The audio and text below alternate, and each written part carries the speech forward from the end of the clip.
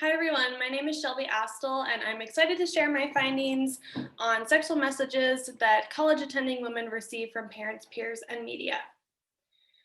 We know that young people get a lot of different messages about sexuality, and those messages can affect their sexual identity development, their sexual attitudes, and sexual behaviors. So it's important to know what kind of messages these young people are getting.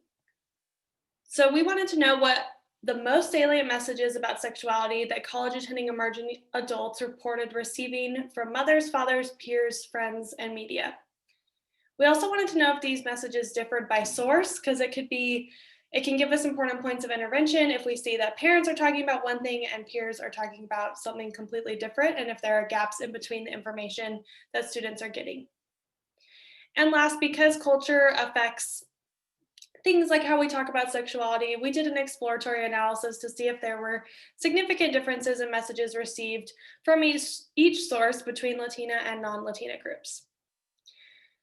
We recruited 192 female college students at a Southeastern university and asked them to list 3 main messages about sex they have learned from each source. We then analyzed their written responses using content analysis and tested for differences with chi-square tests. So as we analyzed the written responses, we found that there were 10 main themes as far as messages that they had gotten from different sources. I'll give a brief description of the theme and show you the percentage of participants who reported receiving that message from each source. So most commonly is messages around pregnancy and STI avoidance. This wasn't super different between friends, media, and mothers, but participants reported receiving this message less from fathers. Sexual violence avoidance was the next most common one, and it's similar breakdown to pregnancy and STI avoidance. The one where we start seeing differences by source is receiving no messages, with fathers. Participants report receiving no messages much more from fathers than from other sources.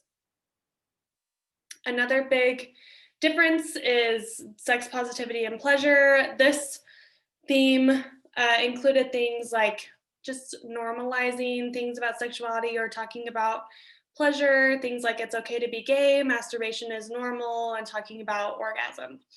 And you can see from this chart that only 15% of participants said they got a message like this from their parents, and it was much more, these messages were coming much more from friends and media. Next, kind of the opposite, wait to have sex messages to wait to have sex until you're older, till you're married, till you get your degree, whatever it might be, came a lot more from parents than from friends and media, with only 5% of participants reporting getting that message from friends or media. Next, partner or relationship focused messages were things like giving relationship advice or advice on what qualities a sexual partner should have. This came more from mothers, followed by fathers, friends, and media. Educated decision making was a vague category where participants got the message to be safe, be careful, don't do anything you regret, think through your decisions. And again, similar to the last one, mostly from mothers, but also friends, fathers, and media. Practical advice on sex. This theme included advice on what to do before, during, and after sex. So make sure you wash and pee after sex. Here are some positions you can try during sex. Those are the messages that fell under practical advice. And we see 0 participants said they got this from their fathers, 7% from mothers, and the rest from media and friends. And last, self-empowerment messages were things that focus on the individual getting their respect or getting what they want during sex. So make sure you get what you want, make sure your partner respects you, things like that. And mostly from mothers and friends and a little bit from media and fathers. Our quantitative results found that Latina students were more likely to report self-empowerment messages from media and less likely to report messages about sexual violence avoidance from mothers. But other than that, there was no difference in messages or sources. So what do these results mean?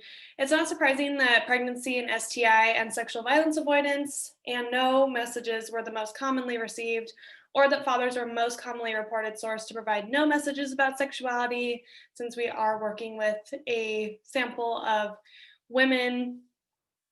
Friends and media were also the most common sources of sex positive and pleasure messages and practical advice on sex, while mothers and fathers were most common sources of wait to have sex messages. This shows there's like a clear discrepancy in between what friends and media and parents are talking about. So we've got friends talking about pleasure, positivity, practical advice, and parents talking about wait to have sex. We only found 2 significant differences by ethnicity.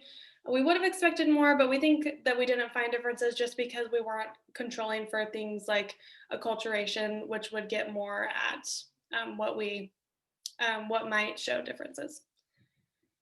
So, based on these findings, we suggest that school-based sex education can supplement vague messaging from parents and provide information on topics that parents are not covering, like pleasure and practical advice on sex. Especially at the college level, if students can get some kind of sex education, they can, since we saw that peers were such an important source of sexual information, if peers are becoming educated, then when they talk to their peers, they can give real, like accurate information instead of what might have been passed on to them from unreliable sources. So providing school-based sex education can help individuals, but also help individuals become better peer resources of information. And we also saw that media had a big role in the messages that participants got. So media literacy and pornography literacy programming can help young people find high quality and accurate information and assess the sexual information that they are finding online for accuracy and for its quality. In the end, we really just want to help young people be able to get accurate and positive messages about sexuality and have helpful resources in multiple different ways to get that information.